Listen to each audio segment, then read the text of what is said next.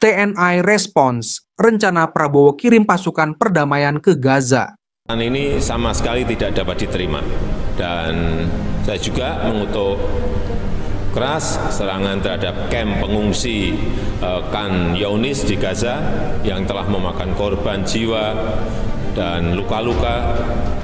Sudah terlalu panjang daftar pelanggaran hukum internasional yang dilakukan oleh Israel, dan beberapa waktu yang lalu muncul isu juga mengenai kapal Israel. Saya ingin menegaskan bahwa pelabuhan-pelabuhan di Indonesia tidak akan digunakan untuk melayani kepentingan Israel. Presiden sudah setuju untuk kita terus-menerus memberi dukungan kepada rakyat Palestina, bahwa sikap pemerintah Indonesia sangat tegas. Kita berjuang, kita hormati perjuangan rakyat Palestina, dan kita ingin segera untuk semua tindakan kekerasan berhenti di sana.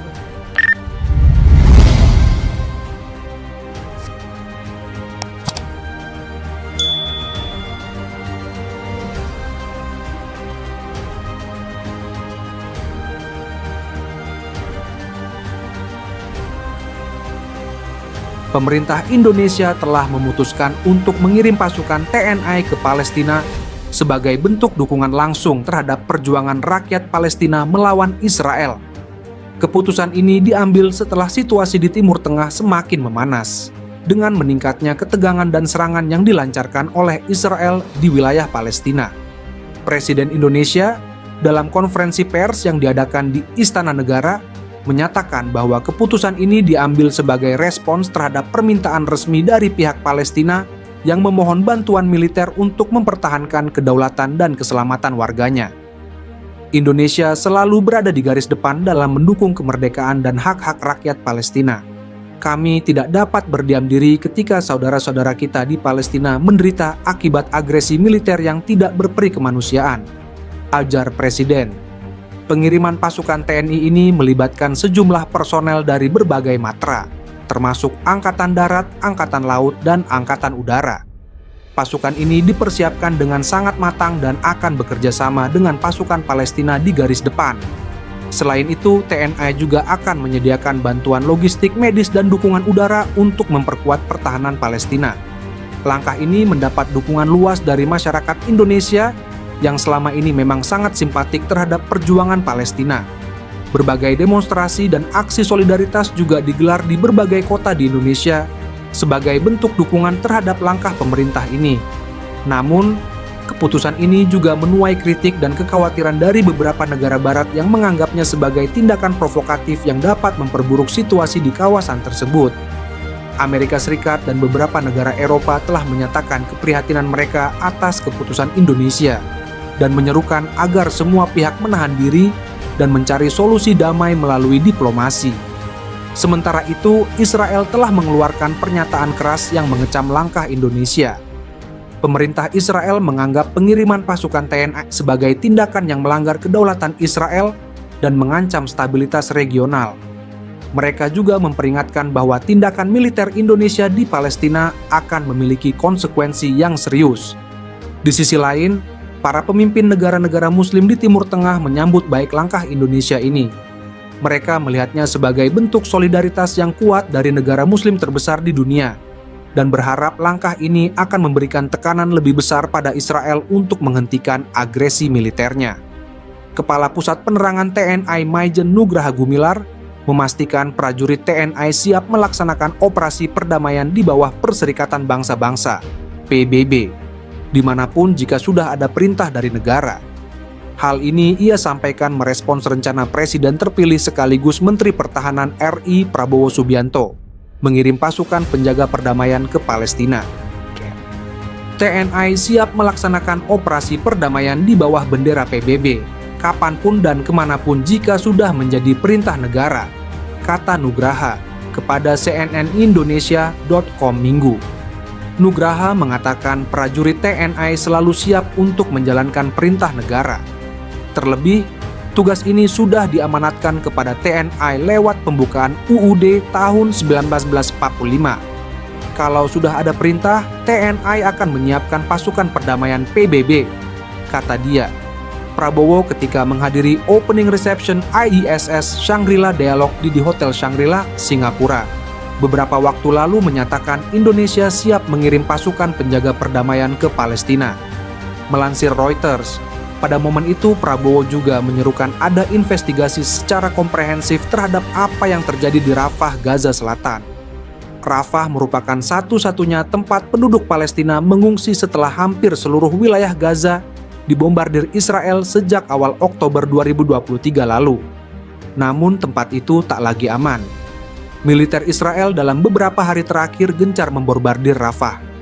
Pada 26 Mei, militer Israel menyerang kamp pengungsi di Rafah yang menewaskan 35 orang yang mayoritas anak-anak dan perempuan.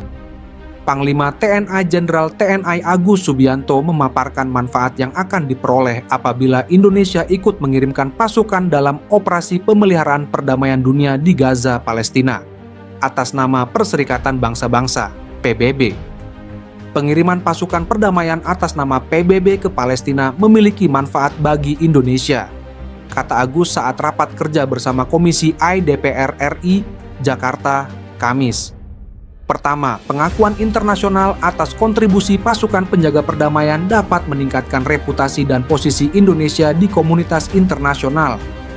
Kehadiran TNI merupakan wujud dari penguatan diplomasi sesuai visi TNI yang prima, yang tertuang dalam pokok-pokok kebijakan Panglima TNI tahun 2024, ujarnya. Kedua, partisipasi dalam pasukan penjaga perdamaian dapat memberikan pelatihan dan pengalaman berharga bagi pasukan TNI sehingga dapat membantu meningkatkan kemampuan militer. Ketiga, dapat memberikan akses terhadap peralatan dan sumber daya yang mungkin tidak tersedia bagi suatu negara, seperti transportasi, peralatan komunikasi, dan persediaan medis. Keempat, pengiriman pasukan lebih efisien melalui cost sharing, berbagi biaya, dengan negara mitra. Kelima, manfaat utama dari partisipasi dalam pasukan penjaga perdamaian adalah kontribusi terhadap perdamaian dan keamanan, dengan membantu menjaga stabilitas di zona konflik.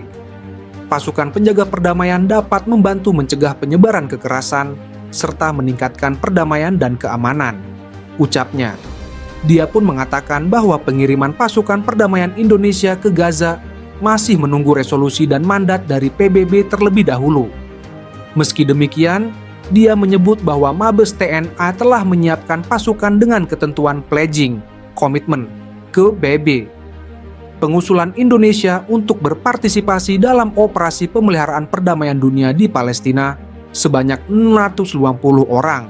Saat ini telah masuk dalam proses pendaftaran tingkat atau level 1. Apabila mandat PBB tentang pergelaran operasi pemeliharaan perdamaian dunia di Palestina keluar, maka pemerintah akan meneruskan usulan tersebut untuk proses selanjutnya ke tingkat atau level 2, tuturnya. TNA, tambah dia, juga telah siap dengan pengiriman rumah sakit lapangan, Rumkitlab, dan kapal rumah sakit yang keberangkatannya menunggu keputusan pemerintah. Pada kesempatan ini, mohon DPR memberikan dukungan untuk terlaksananya pengiriman pasukan dan Rumkitlab sebagai wujud diplomasi militer, kata Agus. TNI AU, Jakarta Penkopsud A, Pangkops Udara I Marsda TNI Muhammad Nurdin hadiri pelepasan pengiriman bantuan logistik untuk Palestina yang dipimpin langsung oleh Panglima TNI Jenderal TNI Agus Subianto, SE, MC, dalam apel keberangkatan pengiriman bantuan untuk Palestina di Apron Lanut Halim Perdana Kusuma Jumat. Personel TNI yang diberangkatkan berjumlah 27 personel yang dipimpin oleh Danwing 1 Lanut Halim Perdana Kusuma Kolonel PNB Noto Kasnoto dengan menggunakan pesawat C-130J-30 Super Hercules TNI AU dari Skadron Udara 31 Lanut Halim Perdana Kusuma. Dalam apel tersebut, Panglima TNI melepas pengiriman bantuan 900 unit payung udara orang (PUO) dan payung udara barang (PUB) dengan total maksimal 14 ton bantuan logistik yang disalurkan ke Kerajaan Yordania. Selanjutnya, payung udara tersebut akan digunakan pemerintah Yordania untuk penyaluran bantuan kemanusiaan ke warga Palestina.